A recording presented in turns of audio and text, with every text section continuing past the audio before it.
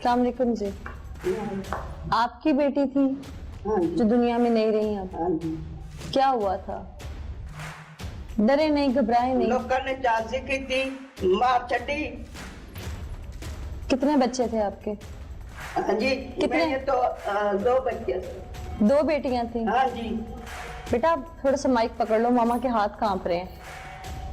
हाँ, 2 बेटियां थी आपकी? हाँ जी। अब एक रह गई है? हाँ जी। किसने किया ये सब? जांच की थी, मार चटिया। कितनी उम्र थी आपकी बच्ची की? किसने किया? 16 साल की। 16 साल की बच्ची थी हाँ आपकी? जी। बड़ी बेटी थी? हाँ जी। किसने किया ये सब? अकरम ने। आपको पता नहीं चला? माँ नहीं। थी, घर में रहते थे वो आपके साथ? नहीं, मैंने पता नहीं चला। अभी भी आप कांप रही हैं, क्या बात है? बीमार हैं आप? हाँ जी। आप क्या लगती हैं? मैं खाला हूँ जी। खाला हैं आप? सगी खाला हैं? हाँ जी। यानी बहन है आपकी मेरी। सगी बहन है? जी, इसके साथ बहुत जुल्म होता रहा है, बच्ची के साथ होता रहा है, लेकिन बस हमें नहीं बताया। हमें हमारी बात तक नहीं होती थी इनसे फोन पे। क्यों? बच्ची को ज्यादती का निशाना बनाते रहे। बात क्यों नहीं होती 7 थी फोन महीने पे? का बच्ची का बच्चा था पेट में, वो फिर इन्होंने जाया करवाया बच्ची का। उसके बाद में इन्होंने कमरे में बंद कर दिया बच्ची को, इन्होंने बाहर तक नहीं निकलने दिया, ना हमारी बहन से हमारी बात होने दी। इन्होंने बहुत जुल्म किया हमारी बच्ची के साथ। ये लोग कौन फिर थे? इन्होंने रिश्तेदार इनकी थे? नंद के बेटे हैं अच्छा, सगी नंद के बेटे जी, हैं। इन्हीं के घर में रह रहे हैं और कब्जा किया हुआ है। ये भी सीधे दिमाग की, हमारी बहन इतनी वो नहीं है, और जो इसके शौहर हैं वो भी ऐसे ही है। इनसे तो हमारा कई सालों से राब्ता भी नहीं था, हमारे साथ इनकी बात भी नहीं होती थी। और इन्होंने मैं समझती हूँ आपका दर्द। बहुत तो ही क्यों ज्यादा राब्ता क्यों किया। छोड़ा हुआ था बहन भाइयों ने? कोई वजह थी? बस वैसे ही ये नहीं मिलने देते थे हमसे। शौहर भी नहीं मिलने नहीं, देते? शौहर भी, वो भी बेचारा ऐसे गरीब था, और ये भी नहीं आती थी हमारे पास इतना। बड़ी बहन है आप सब? जी, ये बड़ी बहन है हमारी। और फिर हमें उस दिन पता चला, जिस दिन बच्ची की डेथ हो गई है, उस दिन इन्होंने फोन करके बताया मुकद्दस फौत हो गई है, उसे टाइफाइड था। जब हम लोग यहाँ पे आए हैं, इन्होंने उसी वक्त उठा लिया। किसने बताया टाइफाइड था? इन्हीं के वो जो नंद के बेटे अकरम वगैरह, उन्होंने फोन किया कि बच्ची की डेथ हो गई है, आप लोग आ जाएं, और हमने फौरन रखना है। हम फोन कर रहे हैं, पूछ रहे हैं भी ऐसी कौन सी इमरजेंसी है, आप क्यों ऐसा हमें कह रहे हो कि भाई हमने अभी रखना है, अभी रखना है, क्यों रखना है अभी? आप हमें बताओ तो सही बात क्या है। लेकिन इन्होंने कोई बात नहीं बताई, कोई वजह नहीं बताई। उसके बाद में जब हम आए हैं, ऐसे हमें 2 मिनट भी नहीं हुए और इन्होंने चारपाई उठा ली और ले गए जी, हमने अभी दफनाना है, अभी दफनाना है। उसके बाद में इसके पास हमें नहीं बैठने दिया 1 मिनट के लिए भी।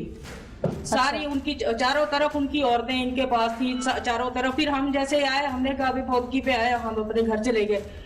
फिर बाद में जब हमने इनसे मिलने की कोशिश की, बात करने, फिर हमारी बहन से बात करवा दो तो बात नहीं करवा रहे। कभी कह रहे जी हम फलां जगह पे हैं, हम घर पे नहीं है। औरतों के नंबर पे बात कर रहे हैं तो वो भी हमारी बात नहीं करवा रहे हैं। फिर मेरे भाई आए हैं, उन्होंने आके भी बोला है इन्हें कि भाई मेरी शादी है और मैं बहन को ले जाना चाह रहा हूँ। तो इन्होंने कहा जी हाँ ठीक है, आ जाएगी, अभी तो बीमार है, अभी नहीं आ सकती। फिर हम बहुत मुश्किलों से यहाँ से इनको लेकर गए हैं। फिर वहाँ पे इन्होंने बताया कि मेरी बेटी के साथ इन्होंने ऐसे जुल्म किया है और ये सब हुआ है। कितने अरसे बाद पता चला? ये अभी तकरीबन 2 महीने हुए हैं। बच्ची की डेथ के कितने अरसे बाद पता लगा कि बच्ची के साथ? उसके चेलम के बाद, चेलम के बाजी गई है ना हमारे पास, हाँ। जब हमें पता चला इस बात। तो ये छोटी बच्ची ने भी नहीं बताया कि मेरी नहीं, बहन के इसके ऊपर साथ? भी दबाव डाला हुआ था उन्होंने बहुत ज्यादा। इसे भी बोला था, इसे पिस्टल दिखाते रहे, छुरियां दिखाते रहे हैं कि भाई अगर तुमने किसी को बताया तो हम तुम्हें भी मार देंगे, वही हाल करेंगे जो तुम्हारी बहन का किया है हमने। आपकी भांजी की डेथ कैसे हुई? उसके साथ ज्यादती हुई है। अच्छा, 7-8 महीने तक उसके साथ ज्यादती करते रहे हैं। वो प्रेग्नेंट हो गई, उसके बाद में फिर इन्होंने उसका बच्चा पैदा करवाया है, बकायदा months दाई के? मंगवाई है इन्होंने। 8 महीने का बच्चा, यानी कि बच्चा डिलीवर हुआ है बकायदा? बच्चा जिंदा था? हाँ जी, जिंदा बच्चा पैदा करवा के इन्होंने फिर बच्चे को मारा है। और उसके बाद पता नहीं बच्चा इन्होंने कहाँ गए। फिर इन्होंने हमारी भांजी के ऊपर जुल्म शुरू कर दिया। इन्होंने कमरे में बंद करके इन्होंने इतना मारा, उसे बहुत मारा है, बहुत मारते रहे, किसी से मिलने नहीं देते रहे। इन्होंने जुल्म की इंतहा कर दी।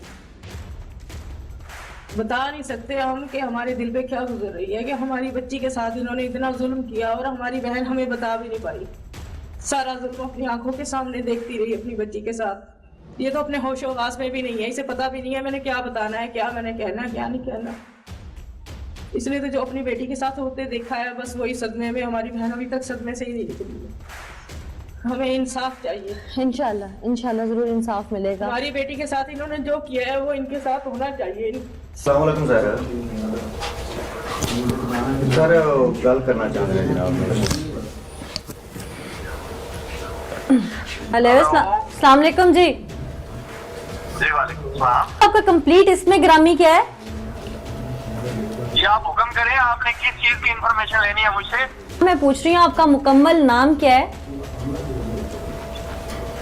जी मैं आपको नहीं बता सकता, आप हुक्म करें। आपने किस विषय मैं में आपका मुझे? नाम इसलिए पूछ रही हूँ ताकि मैं आपको मुकम्मल मुखातिब करके बुला सकूं। आप नाम नहीं बता सकते मुझे तो इन्फॉर्मेशन कैसे शेयर करूंगी? सर मेरा नाम पूरा नाम बताए, हुक्म करें। आप छोड़े ना, आप बताएं क्या बात है आपको। आपकी टोन मुझे अच्छी नहीं लग रही।